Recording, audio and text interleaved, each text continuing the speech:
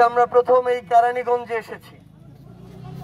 আমরা প্রথমেই আপনাদের কাছে দুঃখ প্রকাশ করছি এই কারণেই যে এই অভ্যুত্থানে কেরানীগঞ্জের মানুষের, কেরানীগঞ্জের ছাত্র জনতার যে অবস্থান ছিল, অবদান ছিল, সেই জায়গা থেকে সেই ছাত্র জনতার কাছে আমাদের আরো আগেই আসা উচিত ছিল। আমরা আপনাদেরকে শুধু আমাদের জায়গা থেকে একটি কথাই বলতে চাই যে এই ঢাকা জেলার যে কয়েকটি গুরুত্বপূর্ণ জায়গা রয়েছে তার মধ্যে অন্যতম একটি জায়গা এবং যেটি ঢাকা জেলার অনেকটা হৃৎপিণ্ডের মতো কাজ করে সেটি হচ্ছে এই কেরানীগঞ্জ।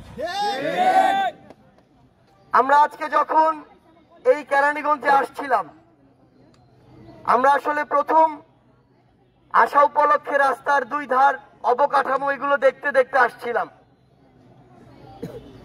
আমরা কেরানীগঞ্জের খবরগুলো খুঁজতে খুঁজতে আসছিলাম, কিন্তু এই অভ্যুত্থান পরবর্তী সময়ে আমাদের কাছে দুঃখের বিষয় এটাই যে আজ থেকে ৬-৭ মাস আগে ওই খুনি হাসিনার সময়ে এই কেরানীগঞ্জে যেমন বিভিন্ন প্রজেক্ট, বিভিন্ন জায়গা,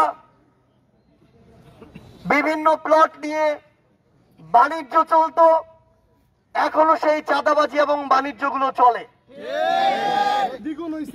আমরা আমাদের জায়গা থেকে দেখতে পেলাম যে যারা বিগত সময়গুলোতে হয়তো কেউ বছর ধরে, হয়তো কেউ যুগ ধরে অভুক্ত ছিল, তারা এখন অনেকটা দুর্ভিক্ষের মতো বুভুক্ষ হয়ে উঠেছে। আমরা আস্তে আস্তে দুই পাশে দেখছি যে কেরানীগঞ্জের যে একটি সুন্দর রাস্তা রয়েছে আসার, কিন্তু দুই পাশে যে খালগুলো প্রত্যেকটা এক একটা হয় ডাস্টবিনের মতো মনে হচ্ছে, না হয় নর্দমার মতো মনে হচ্ছে। অথচ এই খালগুলো যদি সুন্দরভাবে খনন করা যেত তাহলে হয়তো এই কেরানীগঞ্জে একটি পর্যটন স্পট হয়ে উঠতে পারত। আমরা দুই পাশে আস্তে আস্তে আমাদের জায়গা থেকে যেটি দেখছি যে এই খাল খননের জন্য, আপনার কেরানীগঞ্জের উন্নয়নের জন্য অসংখ্য বাজেট এসেছে, কিন্তু কিছু ভণ্ড পীর এবং তাদের মুরিদরা সেই বাজেটগুলোকে দেশের বাইরে পাচার করেছে।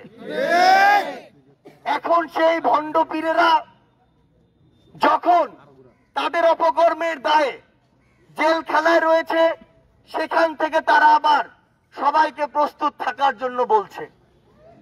এই ভণ্ড পীরেরা